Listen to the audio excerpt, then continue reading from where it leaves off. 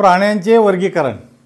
माझ्या प्रिय विद्यार्थी मित्रांनो, इयत्ता 8वीच्या अभ्यासक्रमामध्ये आपण सजीव सृष्टी आणि सूक्ष्मजीवांचे वर्गीकरण यांचा अभ्यास केलेला आहे। भौगोलिक प्रदेश, अन्नग्रहण, संरक्षण अशा विविध कारणांनी पृथ्वीवरील सजीवात अनुकूलन झालेले आढळते। अनुकूलन साधताना एकाच जातीच्या सजीवातही विविध बदल झालेले दिसतात। सन 2011च्या गणनेनुसार पृथ्वीवरील जमीन आणि समुद्र यामधील सर्व सजीव मिळून सुमारे 87 दशलक्ष जाती ज्ञात आहेत। एवढ्या प्रचंड संख्येने असणाऱ्या सजीवांचा अभ्यास करण्यासाठी त्यांची गटांमध्ये विभागणी व्हायला हवी आणि तशी गरज भासू लागली। सजीवातील साम्य आणि फरक लक्षात घेऊन त्यांचे गट आणि उपगट करण्यात आले। या क्रियेला जैविक वर्गीकरण असे म्हणतात। अमेरिकन पारिस्थितिकी तज्ञ डॉक्टर रॉबर्ट हार्डिंग व्हिटाकर यांनी इसवी सन 1969 मध्ये सजीवांची 5 गटामध्ये विभागणी केली। आजही अनेक शास्त्रज्ञ व्हिटाकर यांच्या पंचसृष्टी वर्गीकरणालाच प्रमाण मानतात आणि हे या पद्धतीचे यश आहे।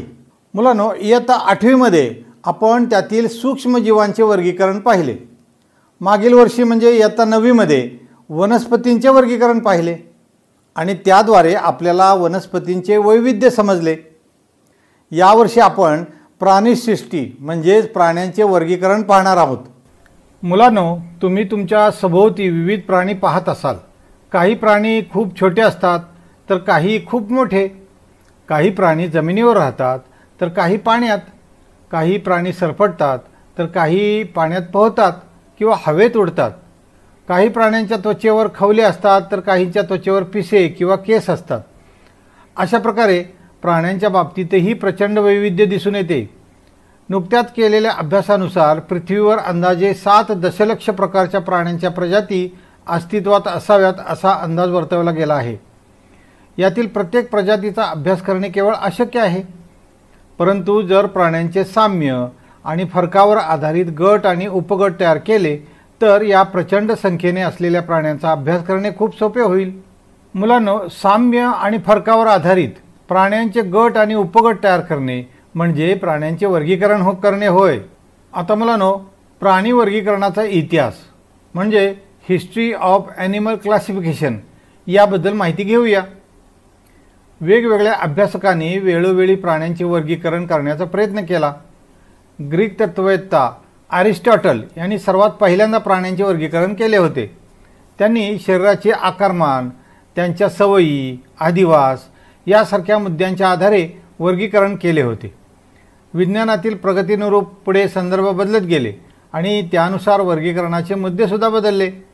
अरिस्टॉटल यांनी वापरलेल्या वर्गीकरणाच्या पद्धतीला कृत्रिम पद्धत म्हणतात।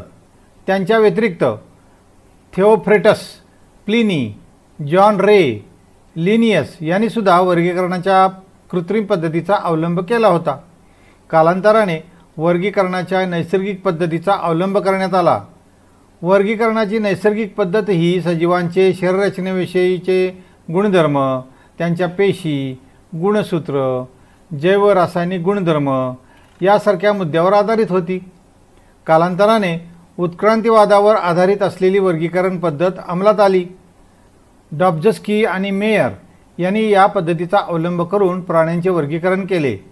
अलीकडच्या काळात कार्ल वूज यांनी सुद्धा प्राण्यांचे वर्गीकरण केलेले आहे।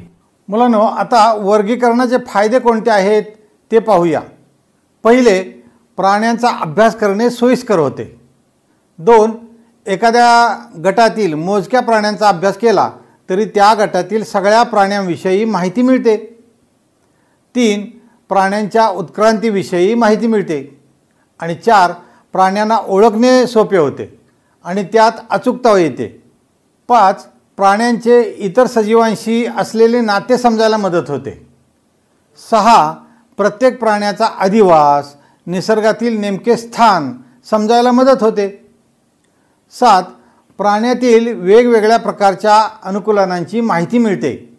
मुलांनो, प्राण्यांमध्ये जसजशी उत्क्रांती होत गेली तसतसे बरेचसे प्राणी प्रगत होत गेले।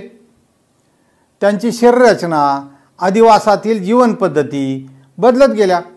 परंतु काही प्राणी शरीररचनेच्या बाबतीत काही प्रमाणात अप्रगत राहिले.